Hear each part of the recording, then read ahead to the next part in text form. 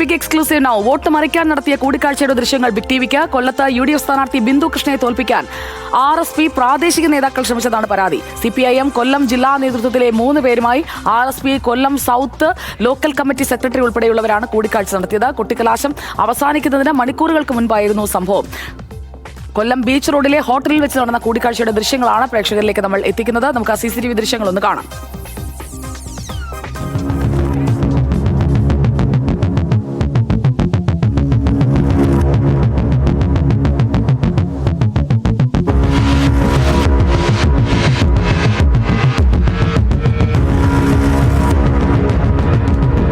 തീരദേശ മേഖലയിൽ RSPയുമായി ധാരണ ഉറപ്പിക്കാനായിരുന്നു കൂടിക്കാഴ്ച. കോൺഗ്രസിന്റെ പരാതിയെ തുടർന്ന് RSP പ്രതിനിധിയെ തെരഞ്ഞെടുപ്പ് ചുമതലയിൽ നിന്ന് മാറ്റിയിരുന്നു. വിഷയം ചർച്ച ചെയ്യാൻ വിളിച്ച RSP യോഗത്തിലും രൂക്ഷമായ വാക്കുതർക്കമാണ് ഉണ്ടായത്. അരുൺരാജ് വീണ്ടും എത്തുന്നു നമുക്കൊപ്പം. അരുൺരാജ്, സ്വാഗതം. ബിന്ദു കൃഷ്ണയുടെ ജയം ഉറപ്പായപ്പോൾ നടന്ന ഒരു നെറികെട്ട നീക്കത്തിന്റെ ദൃശ്യങ്ങളാണോ ഇത് നമുക്ക് സ്ഥിരീകരിക്കാമോ?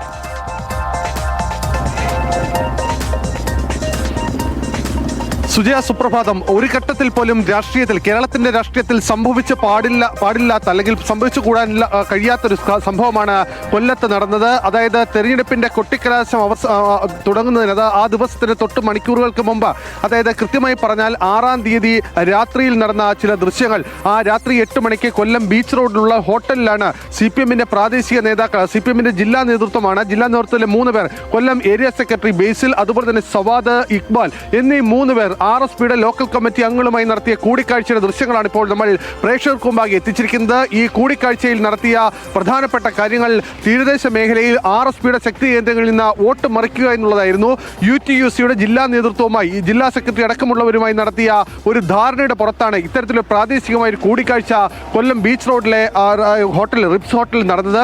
ഈ ഹോട്ടലിലെ ദൃശ്യങ്ങൾ, ഇതിന് പിന്നാലെ ഇതുമായി ബന്ധപ്പെട്ട CPM കേന്ദ്രങ്ങൾ തന്നെ, CPMലെ ഒരു വിമത വിഭാഗം തന്നെ ഈ വിവരങ്ങൾ UDFനെ അറിയിക്കുകയാണ് ചെയ്തത്. UDF ഈ വിഷയങ്ങൾ ചർച്ച ചെയ്യാൻ അടിയന്തരമായി തന്നെ യോഗം ചേർന്നു. ഈ യോഗത്തിൽ തെരഞ്ഞെടുപ്പിന്റെ ചുമതലയുണ്ടായിരുന്ന LC സെക്രട്ടറിയെ മാറ്റുന്ന സാഹചര്യം അടക്കം ഉണ്ടാവുകയും ചെയ്തു.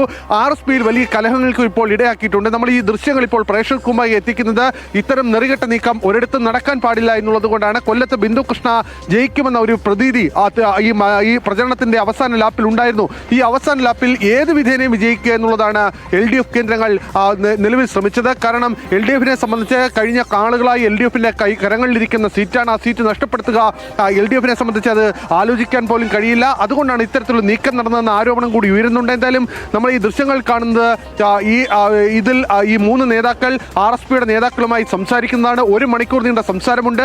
ഈ സംസാരത്തിൽ RSP നേതാക്കൾക്ക് ഭക്ഷണം വാങ്ങിക്കൊടുക്കുന്നുണ്ട്. പക്ഷേ ഒരിക്കൽ പോലും ഒരു ചായ പോലും ഈ CPMന്റെ നേതാക്കൾ ആ കടയിൽ നിന്ന് കുടിക്കുന്നില്ല. അതായത് കൃത്യമായ ഉദ്ദേശത്തോടു കൂടി, കൃത്യമായ ലക്ഷ്യത്തോടു കൂടി അവിടേക്ക് എത്തുന്നു, ഈ ലക്ഷ്യം പ്രാവർത്തികമാക്കാൻ ശ്രമിക്കുന്നു. പക്ഷേ ഇതിനിടയിൽ ഒരു ചെറിയ ഫാൾട്ട് അവർക്ക് സംഭവിച്ചു. കാരണം ഈ ആൾ കൂടിയാൽ ചില കള്ളത്തരങ്ങൾ പുറത്തു വരുമെന്ന് പറയുന്ന പോലെ ഈ 3 ആൾ ചേർന്ന് നടത്തിയ രഹസ്യമായ നീക്കം, അതിൽ ഏതോ ഒരാൾ ഒറ്റി ഈ വിവരം പുറത്തേക്ക് വന്നു.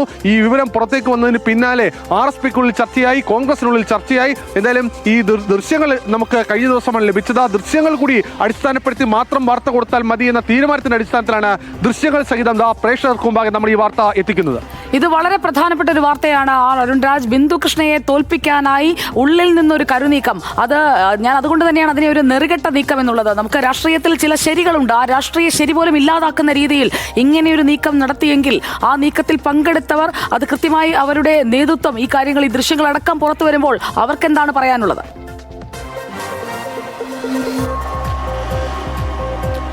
ഇക്കാര്യവുമായി ബന്ധപ്പെട്ട് രാവിലെ തന്നെ വിവിധ രാഷ്ട്രീയ പാർട്ടി പ്രതിനിധികളടക്കം വിളിച്ചതാണ്. പക്ഷേ ഇക്കാര്യത്തിൽ അവർ രാവിലെ ഈ സമയമായതുകൊണ്ടാകാം ഇതുവരെ പ്രതികരണത്തിന് തയ്യാറായിട്ടില്ല. എന്തായാലും ഈ വാർത്തയ്ക്ക് പിന്നാലെ നമ്മൾ അവരുടെ പ്രതികരണം ഉറപ്പാക്കുന്നുണ്ട്. നമ്മൾ അടുത്ത CPM ജില്ലാ നേതൃത്വവുമായി അടുത്ത് നിൽക്കുന്ന ചിലരുമായി സംസാരിച്ചിരുന്നു. പക്ഷേ അവർ പറയുന്നത് ഇത്തരമൊരു നീക്കം നടന്നു എന്നുള്ളത് സമ്മതിക്കുന്നുണ്ട്. പക്ഷേ അത് ഏത് സാഹചര്യത്തിലാണ് ഉണ്ടായതെന്ന് അവർക്കറിയില്ല. ഓരോ കമ്മിറ്റികൾക്ക്, അതായത് ഓരോ LCകൾക്കും ഓരോ ഏരിയ കമ്മിറ്റികൾക്കുമാണ് പ്രത്യേകം ചുമതല വീതിച്ച് നൽകിയത്. അവർ തെരഞ്ഞെടുപ്പിൽ വിജയിക്കാൻ പല കാര്യങ്ങളും ചെയ്യും. അത്തരത്തിലുള്ള കാര്യമാണ് എന്ന ലാഘവത്തോട് മറുപടി പറഞ്ഞ CPMന്റെ ജില്ലാ നേതൃത്വത്തിൽ ചിലരും നമ്മളോട് സംസാരിച്ചിട്ടുണ്ട്. എന്തായാലും വളരെ നെറികെട്ട നീക്കമാണ്. കാരണം പ്രചരണങ്ങൾ നടത്താം, രാഷ്ട്രീയപരമായ ആശയവിനിമയ ചർച്ചകൾ നടത്താം. അതിനപ്പുറം ഒരു എതിർഭാഗത്ത് നിൽക്കുന്ന ഒരു പാർട്ടിയെ, ഒരു ഘടകകക്ഷിയെ എന്തുകൊണ്ടാണ് ഈ ഒരു ലോക്കൽ കമ്മിറ്റി വിചാരിച്ചാൽ എന്തെങ്കിലും നടക്കുമോ, അല്ലെങ്കിൽ RSP വിചാരിച്ചാൽ എന്തെങ്കിലും നടക്കുമോ എന്ന് ചോദിച്ചാൽ നടക്കും. കാരണം എന്താണെന്നറിയാമോ? കഴിഞ്ഞ തവണ 2112 നമ്പർ ശ്രദ്ധിക്കണം, 211 1-2 അത്ര വോട്ടുകൾക്ക് മാത്രമാണ് എം മുകേഷിനോട് ബിന്ദുകൃഷ്ണ അവിടെ പരാജയപ്പെട്ടത്. 2016 LDF ലഭിച്ച ഭൂരിപക്ഷം 17,608 ആണെങ്കിൽ 2021 അത് വെറും 2,112 കുറഞ്ഞ ഒരു തെരഞ്ഞെടുപ്പ് ചരിത്രം അവിടെ കിടക്കുകയാണ്. ഇത്തവണ മുകേഷ് അല്ല സ്ഥാനാർത്ഥി, ജയമോഹനാണ് സ്ഥാനാർത്ഥി. ഈ ജയമോഹൻ മുൻ മേയർ രാജേന്ദ്രബാബുവിനെ അടക്കം തോൽപ്പിക്കുന്നതിനായിട്ടുള്ള ചില കളികൾ കളിച്ചു. അങ്ങനെയുള്ള ആക്ഷേപങ്ങൾ പാർട്ടിക്കകത്തുണ്ട്. അപ്പോൾ അങ്ങനെ കുറെ വോട്ട് വെട്ടിപ്പോയാൽ അതിനൊരു ബദൽ ഇരിക്കട്ടെ എന്ന് കരുതിയായിരുന്നോ ഈ നീക്കം? സുജയ, തീർച്ചയായും ഇതിൽ ഏറ്റവും പ്രധാനം സുജയ പറഞ്ഞ നമ്പറാണ് 2112. ആ നമ്പറിന്റെ പകുതി വോട്ട് നേടിയാൽ ബിന്ദു കൃഷ്ണയ്ക്ക് വിജയിക്കാം. പകുതി വോട്ട് നേടിയാൽ തന്നെ ടൈയിലേക്ക് എത്തും. സ്വാഭാവികമായും പിന്നീട് ലഭിക്കുന്ന ഓരോ വോട്ടും ആ വിജയത്തിലേക്കുള്ള ആധാരമാണ്. അങ്ങനെ ഏതെങ്കിലും ഘട്ടത്തിൽ ബിന്ദു കൃഷ്ണയ്ക്ക് ഒരു വിജയം ഉറപ്പാക്കുകയാണെങ്കിൽ അത് ഒരു ചെറിയ ഘടകം പോലും വിചാരിച്ചാൽ നടക്കുമെന്ന് CPM-ന് കൃത്യമായി അറിയാം. കാരണം തെരഞ്ഞെടുപ്പിന്റെ എല്ലാ വശങ്ങളും ആഴത്തിൽ പഠിച്ചിട്ടുള്ള പാർട്ടിയാണ് CPM. CPM-ന് ഓരോ ഇടത്തെയും കൃത്യമായ ധാരണയുണ്ട്. തീരദേശ മേഖലയിൽ അവർക്ക് വോട്ട് വിഹിതം കുറയുന്നു തദ്ദേശ തെരഞ്ഞെടുപ്പിൽ. അതുകൊണ്ടാണ് CPM അവിടേക്ക് കുറച്ചുകൂടി ഫോക്കസായി വർക്ക് ചെയ്തുകൊണ്ട് അവിടെ RSP, അത് UTUC-യുടെ ജില്ലാ സെക്രട്ടറി അടക്കം കൂട്ടുപിടിച്ചുകൊണ്ട് പ്രാദേശിക തലത്തിൽ അത്തരമൊരു നീക്കത്തിലേക്ക് ആ ചുവട് വെച്ചത്. എന്നാലും ആ ചുവട് വെപ്പ് പക്ഷേ പാളിപ്പോയി എന്നുള്ളതാണ് യാഥാർത്ഥ്യം. എന്തോ ഭാഗ്യം കൊണ്ട് ഒരുപക്ഷെ ബിന്ദു കൃഷ്ണയ്ക്ക് ദൈവം ഒരു ഭാഗ്യം നൽകിയതാകാം. ആ വിവരം ആ പൊടുന്നനെ പുറത്തറിയുന്നു. പക്ഷേ ഈ ദൃശ്യങ്ങളൊന്നും തന്നെ പുറത്തു വന്നിരുന്നില്ല.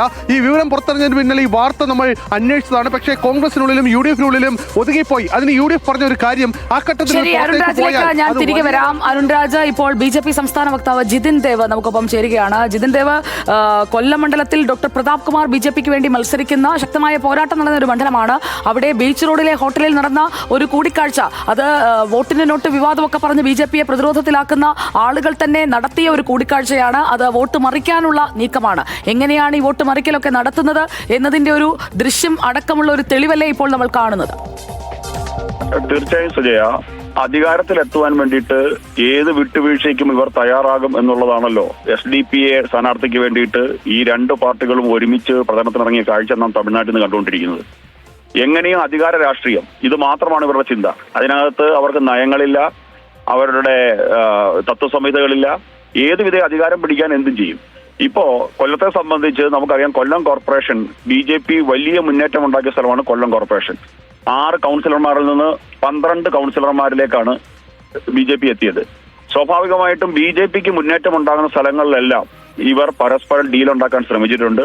ആ ഡീലിന്റെ തെളിവാണിത്. BJP-യുടെ മുന്നേറ്റം ഉണ്ടാകാൻ സാധ്യതയുള്ള എല്ലാ സ്ഥലങ്ങളിലും ഈ ഉണ്ടായിട്ടുണ്ട്. ഇപ്പൊ കൊല്ലത്തെ തെളിവ് ബിഗ് TV പുറത്തുവിട്ടു. ഇതേപോലെ ഓരോ മണ്ഡലങ്ങളിലും നിങ്ങളുടെ മാധ്യമപ്രവർത്തകർ അന്വേഷണം നടത്തി കഴിഞ്ഞാൽ ഇത്തരത്തിലുള്ള നെറികെട്ട ഡീലുകളുടെ, നെറികെട്ട കൂടിക്കാഴ്ചകളുടെ, നെറികെട്ട ധാരണകളുടെ കഥകൾ പുറത്തേക്ക് വരും. എവിടെയൊക്കെ BJP ജയിക്കാൻ സാധ്യതയുണ്ടോ അവിടെയെല്ലാം പരസ്പരം സഹകരിച്ചു പോകുന്ന ഒരു സഹകരണ മുന്നണിയായിട്ട് ഇന്ത്യ സഖ്യം കേരളത്തിലും രൂപപ്പെട്ടുകൊണ്ടിരിക്കുകയാണ്. ജനങ്ങൾ ഇവരെ തിരിച്ചറിയാൻ തയ്യാറാകണം. ഇവർ പറയുന്ന വാഗ്ദാനങ്ങൾക്ക്, ഇവർ പറയുന്ന വിമർശനങ്ങൾക്ക്, ഇവർ ഉന്നയിക്കുന്ന രാഷ്ട്രീയ ആരോപണങ്ങൾക്ക്, ഇവർ ജനങ്ങളോട് കാണിക്കുന്ന പ്രതിബദ്ധതയ്ക്ക് എന്ത് അർത്ഥമുണ്ട് എന്ന് പരിശോധിക്കേണ്ട സമയമാണ് ഇത്തരത്തിലുള്ള വാർത്തകൾ പുറത്തേക്ക് വരുന്നത്. ഓക്കെ, ഇക്കാര്യത്തിൽ ഒരു പ്രതിഷേധമെങ്കിലും BJP ഉയർത്തുമോ? പ്രത്യേകിച്ചും പാലക്കാട് സംഭവത്തിൽ ഈ രണ്ട് കൂട്ടരും BJP-യെ കടന്നാക്രമിച്ചതാണല്ലോ പോളിംഗ് ദിനത്തിന്റെ തലേന്നടക്കം. ഇവിടെ സ്വന്തം മുന്നണിയിൽ നിന്ന് തന്നെയുള്ള ഒരു നേതാവിനെ തോൽപ്പിക്കാൻ ഘടകകക്ഷി ശ്രമിക്കുന്നത് എങ്ങനെയാണ്, അല്ലെങ്കിൽ ഘടകകക്ഷി നേതാക്കളെ എങ്ങനെയാണ് മറുഭാഗത്തുള്ള സിറ്റിംഗ് സീറ്റ് നിലനിർത്താൻ CPIM ഉപയോഗിക്കുന്നത് എന്നതിന്റെ ദൃശ്യമല്ലേ ഇത്? അപ്പോൾ നേമത്തും മഞ്ചേശ്വരത്തുമൊന്നും നിങ്ങൾ ജയിക്കില്ല എന്ന് പറയുന്നതിന്റെ ഒരു അടിസ്ഥാനവും ഇതുപോലെയുള്ള നീക്കുപോക്കുകളല്ലേ? തീർച്ചയായും എല്ലാ സ്ഥലങ്ങളിലും ഇത് രൂപപ്പെട്ടിട്ടുണ്ടെന്നേ. ഏത് വിധേന അധികാരം പിടിക്കുക. അതിനകത്ത് ഇനി മതരാഷ്ട്രവാദികളായാലും ഏത് വർഗീയവാദികളായാലും ആരെയായാലും അവരുടെ പിന്തുണ തേടി അധികാരം പിടിക്കുക. തീർച്ചയായും ജനങ്ങളുടെ പ്രതിഷേധമാണ് ഇതിനകത്ത് ഉയർന്നു വരേണ്ടുന്നത്. കാരണം ജനങ്ങൾക്ക് മുമ്പിൽ ഇവർ ചർച്ച ചെയ്യുന്ന വിഷയങ്ങൾക്ക് എന്തർത്ഥമാണുള്ളത്? ജനങ്ങൾക്ക് മുമ്പിൽ ഇവർ വെക്കുന്ന വാദങ്ങളെ മുഖവിലക്കെടുക്കാൻ സാധിക്കുമോ? പരസ്പരം രാത്രിയുടെ അന്ത്യയാമങ്ങളിൽ പരസ്പരം ഡീലുറപ്പിക്കുക, പകൽ സമയങ്ങളിൽ പരസ്പരം കോടടിക്കുക. ഇത്തരത്തിലുള്ള നെറികെട്ട രാഷ്ട്രീയ കൂട്ടുകെട്ടുകളാണ് ഈ കേരളത്തിന്റെ ശാപം. ഇവർക്കൊന്നും ഈ കേരളത്തിന്റെ വികസനം ചർച്ച ചെയ്യേണ്ടതില്ല. ഇവർക്കൊന്നും കേരളത്തെ രക്ഷപ്പെടുത്തലിനെ സംബന്ധിച്ച് ചർച്ച ചെയ്യേണ്ടതില്ല. ഏത് വിധേനയും അധികാരം പിടിക്കുവാൻ വേണ്ടിയിട്ട് പരസ്പരം ഇനി അധികാരം കിട്ടിയാൽ ഇപ്പോ തങ്ങളുടെ ഒപ്പം നിൽക്കുന്ന ആൾക്കാർക്ക് അവർക്ക് വേണ്ടുന്ന തരത്തിലുള്ള കാര്യങ്ങൾ ഉറപ്പിക്കാൻ വേണ്ടിയിട്ട് സ്വന്തം മുന്നണിയെ തന്നെ തോപ്പിക്കുക. നോക്കൂ, ഇത്തരത്തിലുള്ള നെറികെട്ട രാഷ്ട്രീയം കേരളത്തിൽ തുറച്ചു വെക്കേണ്ട സമയമായി. ഉറപ്പായും അപ്പോൾ ബിന്ദു കൃഷ്ണയെ തോൽപ്പിക്കാൻ പാളയത്തിനുള്ളിലേക്ക് കടന്നു ചെന്നുകൊണ്ടുള്ള ഒരു നെറികെട്ട നീക്കം നടന്നതിന്റെ ദൃശ്യങ്ങളാണ് നമ്മൾ പുറത്തേക്ക് വിട്ടത്.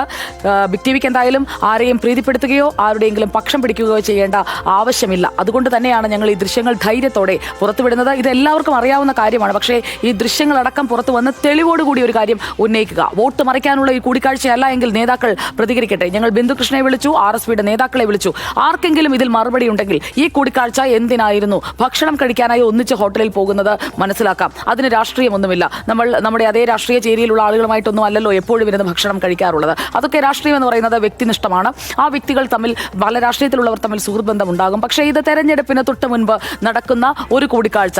ആ കൂടിക്കാഴ്ചയിൽ ഭക്ഷണമല്ല അജണ്ട, വോട്ടാണ് അജണ്ട. ആ വോട്ട് വിളമ്പിയ ആ ടേബിളിൽ നടന്നത് എന്താണ് എന്നത് അറിയണം. അതിൽ കൃത്യമായി വിശദീകരണം ചോദിക്കാൻ ഈ പാർട്ടികൾ തയ്യാറാകുമോ? അതോ ഇതുപോലെയുള്ള നീക്കങ്ങൾ എല്ലാ കാലവും ഇതുപോലെ ആളെ പറ്റിച്ച് നടത്താൻ കഴിയുമെന്നുള്ളതാണോ നിങ്ങളുടെ ധാരണ? ബിന്ദു കൃഷ്ണ 2112 വോട്ടിന് മാത്രം തോറ്റ മണ്ഡലമാണ്. എന്താണ് ഇതിൽ സംഭവിക്കുന്നത് എന്നതാണ് നമുക്ക് മനസ്സിലാക്കേണ്ടത്. അപ്പോൾ ഇക്കാര്യത്തിൽ അരുൺ രാജിലേക്ക് ഒരിക്കൽ കൂടി പോകുന്നു. അരുൺ രാജ്, നമ്മൾ നേതാക്കളെയൊക്കെ ബന്ധപ്പെട്ടില്ലേ? ഈ ദൃശ്യങ്ങളടക്കം നമ്മൾ കണ്ടു കഴിഞ്ഞപ്പോൾ NK പ്രേമചന്ദ്രനൊക്കെ എന്താണ് പറയാനുള്ളത്?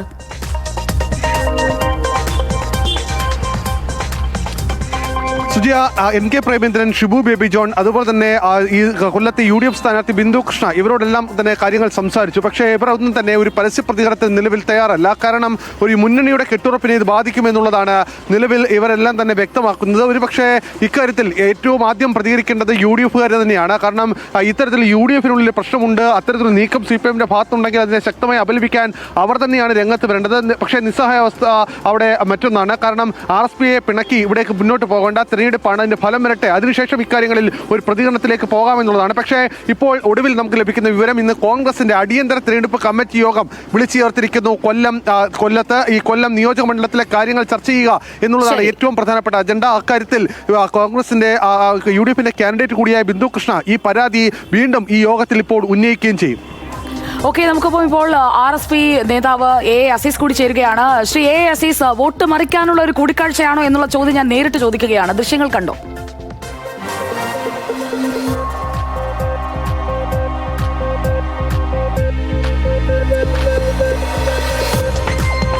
ശ്രീ A അസീസ്, ബിന്ദു കൃഷ്ണയെ തോൽപ്പിക്കാൻ RSP പ്രാദേശിക നേതാക്കൾ ശ്രമിച്ചു എന്നുള്ള പരാതിയാണ് ഉയരുന്നത്.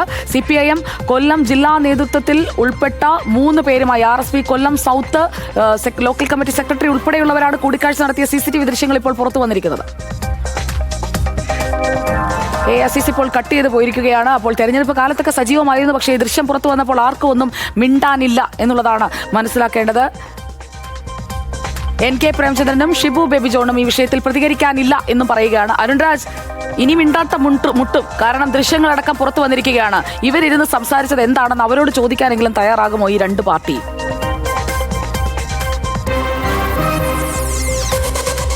സുജയ, ഈ വിവരം ലഭിച്ചതിന് പിന്നാലെ കഴിഞ്ഞ കുറച്ചധികം ദിവസങ്ങളായി ദൃശ്യങ്ങൾക്ക് പിന്നാലെയായിരുന്നു, ഈ ദൃശ്യങ്ങൾ തേടാനുള്ള ഒരു ശ്രമത്തിന് പിന്നാലെയായിരുന്നു ഞാൻ ഉണ്ടായിരുന്നത്. കാരണം ഈ ഹോട്ടലിൽ നടക്കാൻ അവർ നിർബന്ധിച്ച് ഈ ദൃശ്യങ്ങൾ ഡിലീറ്റ് ചെയ്തു. പിന്നീട് ഈ ദൃശ്യങ്ങൾ എവിടെ നിന്ന് കിട്ടും എന്നുള്ളതായിരുന്നു ആദ്യഘട്ടത്തിൽ തപ്പിയത്. എന്തായാലും ദൃശ്യങ്ങൾ എടുത്തുകൊണ്ട് വാർത്ത നൽകണമെന്നുള്ള ഏക ആഗ്രഹമായിരുന്നു. കാരണം അത്ര അടിസ്ഥാനമായി, അത്ര ബേസ് ഉണ്ടാക്കിയ ഒരു വാർത്തയാകണം എന്നുള്ള നിർബന്ധം എനിക്കുണ്ടായിരുന്നു. അതുകൊണ്ടാണ് നമ്മൾ ഈ വാർത്ത, കാരണം നമ്മുടെ വാർത്താ പോളിസി അതാണ്, അതുകൊണ്ടാണ് നമ്മൾ ആ വാർത്ത ദൃശ്യങ്ങൾ സഹിതം കൊണ്ടുവന്നത്. എന്തായാലും ഈ ദൃശ്യങ്ങൾ പുറത്തു വന്ന സാഹചര്യത്തിൽ ഇനി നേതാക്കൾക്ക് മിണ്ടാതിരിക്കാൻ കഴിയില്ല. എന്തായാലും ഇന്ന് തന്നെ ഇതുമായി ബന്ധപ്പെട്ട അഭിപ്രായങ്ങൾ നേതൃത്വത്തോട് നമ്മൾ ആരായും. എന്താണ് സംഭവിച്ചത്, എന്താണ് ഇക്കാര്യത്തിൽ അവർക്ക് പറയാനുള്ളതെന്ന് പ്രേക്ഷകർക്ക് മുമ്പാകെ എത്തിക്കും. കാരണം ഇവിടുത്തെ സ്വാഭാവികമായും ജനങ്ങളെ അവർക്ക് ബോധ്യപ്പെടുത്തേണ്ടതുണ്ട്. ദൃശ്യങ്ങൾ സഹിതം ഒരു വാർത്ത പുറത്തു വരുമ്പോൾ എന്താണ് സംഭവിച്ചതെന്ന് അവർ പറയണം. എന്തുകൊണ്ടാണ് RSPയുടെ ലോക്കൽ സെക്രട്ടറിയെ ഈ തെരഞ്ഞെടുപ്പിന്റെ ചുമതലയിൽ നിന്ന് മാറ്റിയതെന്നെങ്കിലും അതിന് ഈ കാരണത്തിനപ്പുറം മറ്റെന്തെങ്കിലും കാരണമുണ്ടോ എന്നീ കാരണങ്ങൾ കൂടി അദ്ദേഹം വ്യക്തമാക്കേണ്ടി വരും. എന്തായാലും RSP നേതൃത്വത്തിന് മിണ്ടാതിരിക്കാൻ കഴിയില്ല സുജയ, കോൺഗ്രസിനും.